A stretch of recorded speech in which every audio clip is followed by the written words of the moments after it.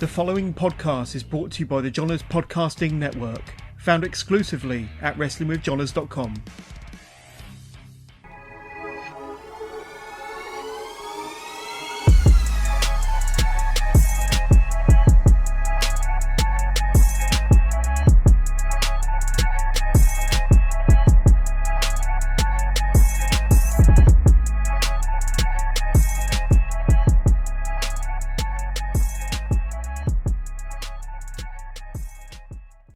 Welcome to another episode of the Chokeslam Wrestling Report. I am your host, the infamous Ultimate One from New York City, as you see in the background. Today, I am coming to you through the YouTube channel as we are going to be talking about the purchase of the WWE Network from Peacock. Now, a lot of people are saying, oh, WWE made $1 billion. It was $1 billion investment. It's a smart move.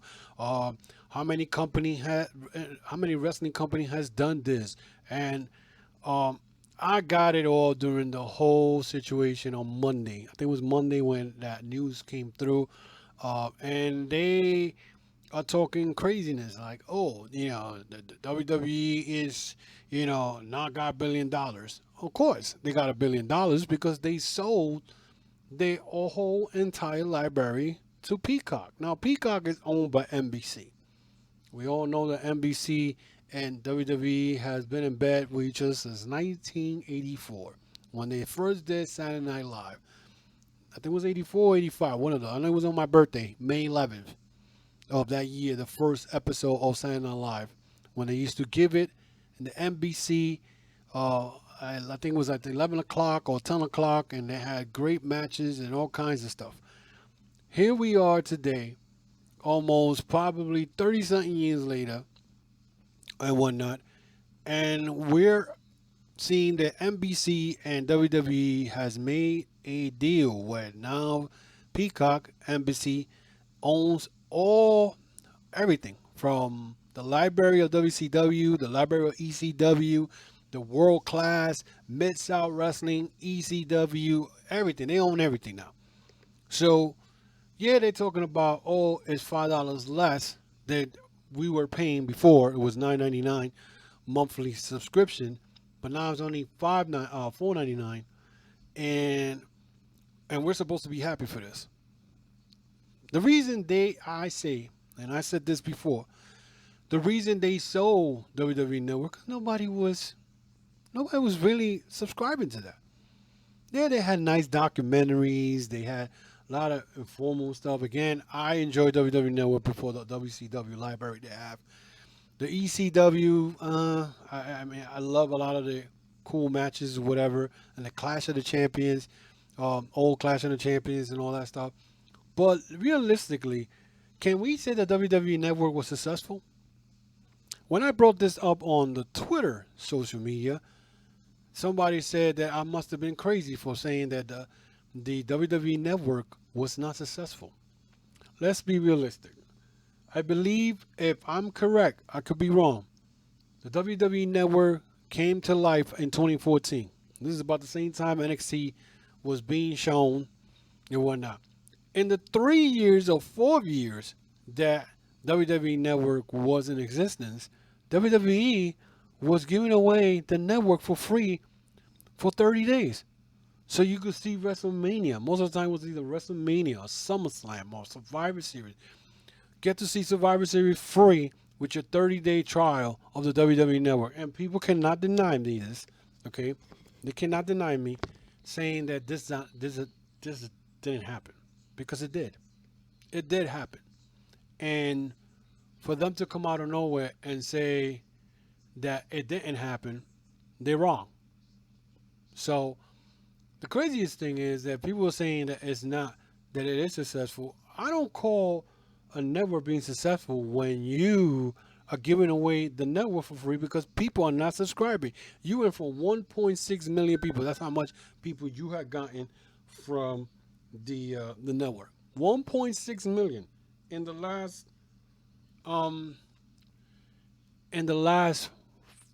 6 years? That's all you had, 1.6 million. You should have gotten 20 million by now.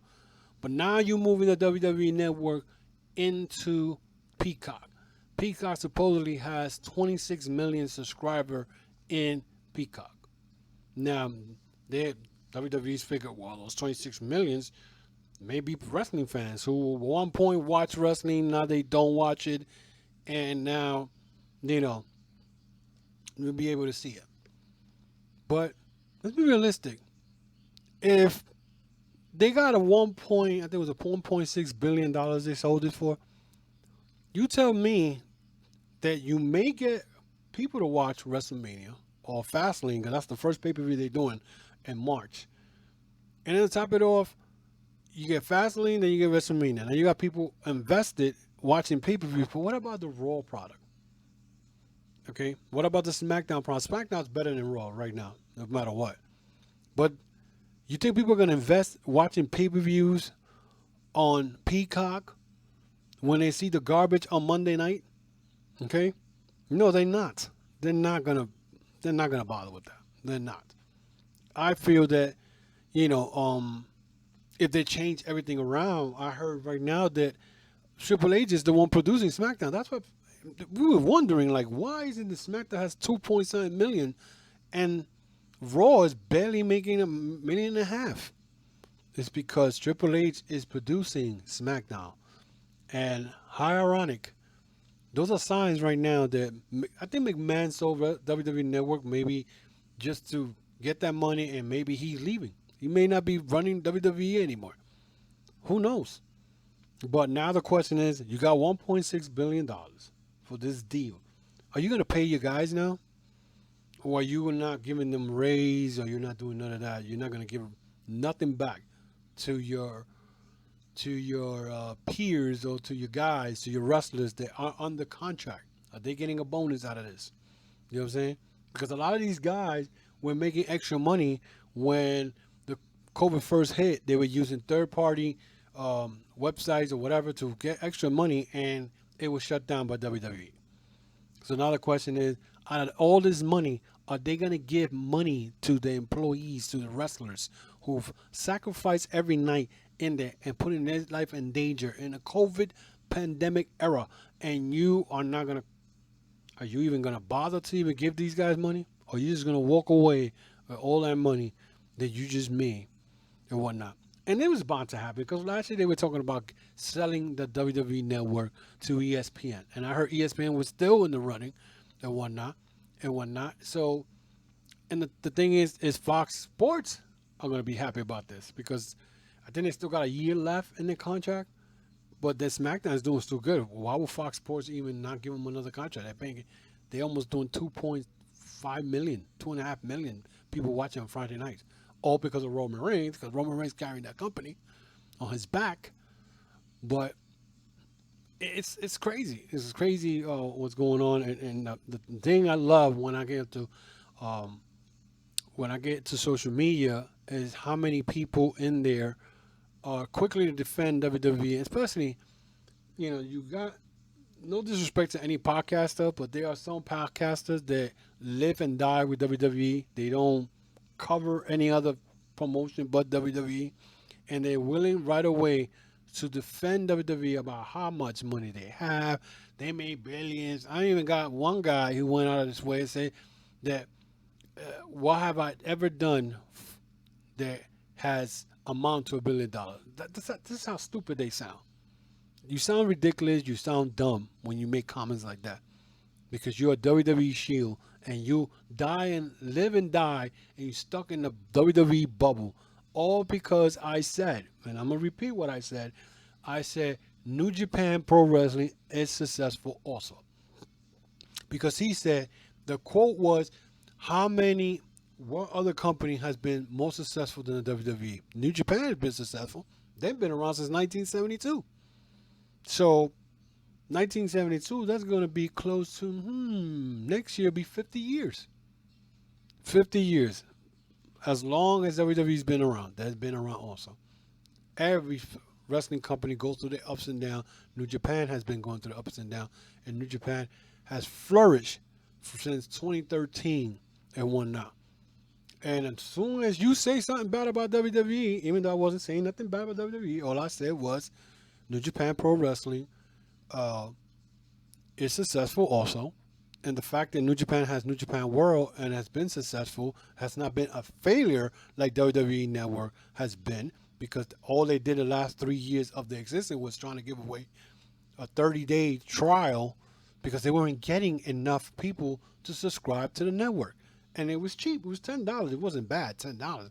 But okay, you got a whole library, you get to watch all the WrestleManias, and now you're gonna go and give it to Peacock. Well, Peacock's charging you $5 a month, which is not bad. It's a deal. But not only that, what makes it worse, only people in the United States were the first one to get hit with this. No one in India was getting hit with it. No one in the UK. They still could be able to get the WWE Network, I guess, so whatever price it is. But United States fans were the first one that was getting hit by March 18th. This is, I don't know. I think personally it is a desperate move on WWE part. This may backfire on NBC for getting it. People probably were going to go in just to watch the pay-per-views for 30 days like they were doing the WWE Network, and then unsubscribing, and they're not getting the 20. Because WWE figured, well, we put the network, we'll sell it to the Peacock. Peacock puts all the content that WWE Network has. We get 26 million fresh eyes into the product, and we'll be making more money. You're not going to get 26 million people to watch your product. And unless if Peacock had a bunch of wrestling fans in there. I highly doubt it.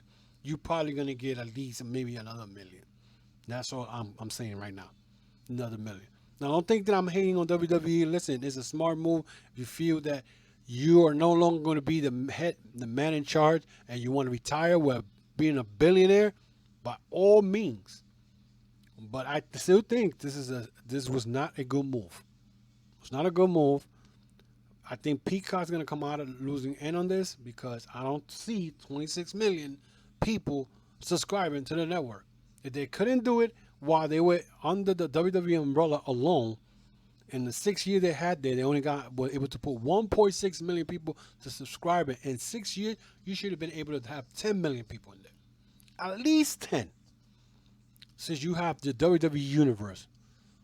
Okay? Nobody cares about the bump. Nobody cares about Corey Graves, podcast, which is a WWE Shield, which is a make-believe podcast. No one cares about the WWE Backstage. The only thing that I say that the network was good was the documentaries. The Stone Cold Steve Austin show they have there is pretty good. The pay-per-views, because you get to see it for free with the subscription for $10 at a time, and the library with all the old school WWE. And I'm an old school guy. That's it. But I don't see it gonna be anything less. I mean, you're gonna order Peacock for $5 a month just to watch WWE. Really, do you really go in there to watch anything in there that's gonna?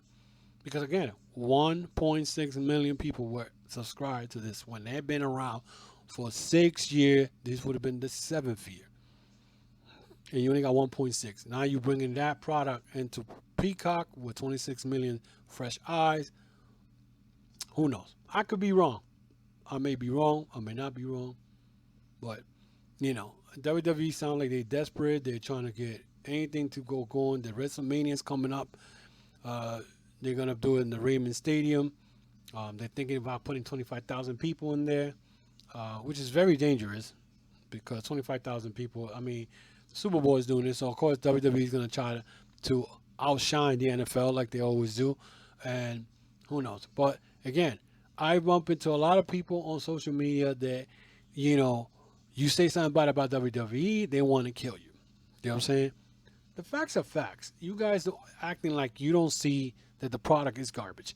I mean, Monday Night Raw was on, and the next day I was looking at some of the comments. People were saying it was good.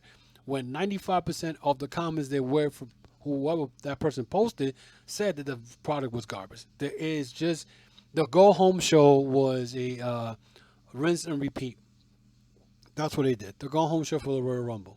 you know. And now they're talking about they introduced Edge coming back, which I felt that was kind of stupid for them to let people know the Edge is coming back.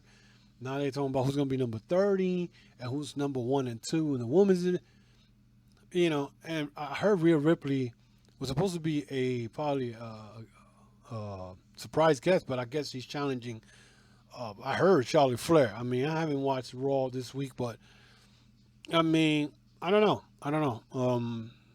I could say one thing that WWE's pay-per-view has been good. I can't say they've been garbage.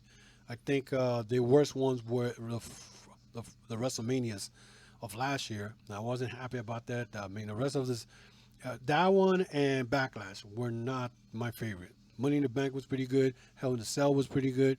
Survivor Series was pretty good. So they could do whenever they want to be good. They could be good, and when they don't, they don't. And you know, it's crazy. But anyway, that is it for me right now. This is just wanted to comment and talk about this. The WWE Network being sold to Peacock, I think is gonna be nothing's gonna change. Really, I don't see nothing changing. I don't see 26 fresh million eyes are gonna be there and say, "Oh, look who's here! Is Seth Rollins from, or Roman Reigns from the Shield? Let's see what's going on." A lot of people have stopped watching WWE because Vince McMahon don't care about the product. He doesn't care about the fans. Basically, he showed you right now by selling the WWE Network. He doesn't care. He don't care that you guys are suffering right now financially with the with the pandemic. You know what I'm saying? Even though again, Peacock is selling, it's going to the subscription. I think is the premium is only $4.99. There's 3 tiers. There's one free, but there's the ads are on it. There's another one with ads free. It's a bunch of tiers, which is I don't know. I'm going to take advantage of what I have right now as far as with the WWE Network. Afterwards, cut off. I get what I want, and since I already got my own WWE Network, as much stuff I have, but you know, I mean, it was good till it lasted. You know, like I say, it was good till it lasted, and I don't know. I'm just like bugging out as far as what they're doing. I'm bugging out how people are reacting. Social media, especially Twitter, is so toxic, and people just need to chill. It's wrestling. It's not that serious. It's not for you to be making people feel like they're garbage. Especially the guy that I got into it, which is he's a podcaster, and it's funny. He was following me, and he needed to tell me that you know that I'm nothing because I'm in Twitter or whatever. Come on, stop. You're not hurting. Trust me, you're not. You're not in my brain. You're not living free of my brain. Trust me, I don't lose sleep over stuff like this. I know how you WWE trolls and shields and protect WWE act. I just take it out of my shoulder. Trust me. Until then, guys, you can find me before I leave. Let me let you know I am part of the WrestlingJoners.com. It's Joners Podcast Network. So you guys can find me there. I've also got a audio podcast called the Chokeslam Wrestling Report. I'm available on Apple, Spotify, Google Podcasts, iHeartRadio, and any major platforms, audio platforms that you guys like to listen to. I also have my merchandise and my website. It's called tcwr.veryimpressive.com. That's tcwr.veryimpressive.com. And you go in there, you'll be able to see this YouTube video that I'm talking right now. You'll be able to go on the bottom of that my YouTube video. You'll be able to see my logo with a big rectangle logo, and you click that, you get the audio podcast. And if you go further down, you get to see my merchandise, my t-shirts, and my baseball caps. So feel free to go there and get and purchase your shirt. So again, guys, I just get in here just to talk facts. Not here to compete with anybody, get into a big debate, whatever. Let me know what you guys think of this video. Leave me your comments. Subscribe to the channel if you like. Hit that notification bell for every new upload. Again, hit that thumbs up. That helps my channel and the search engine. And I appreciate it.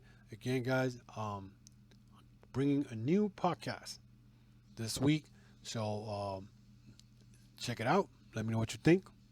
But this Peacock and WWE Network merger or purchase has happened, and let me know what you think. So until then, guys, be well, stay 6 feet apart, and wear your mask and keep yourself safe. Until then, God bless.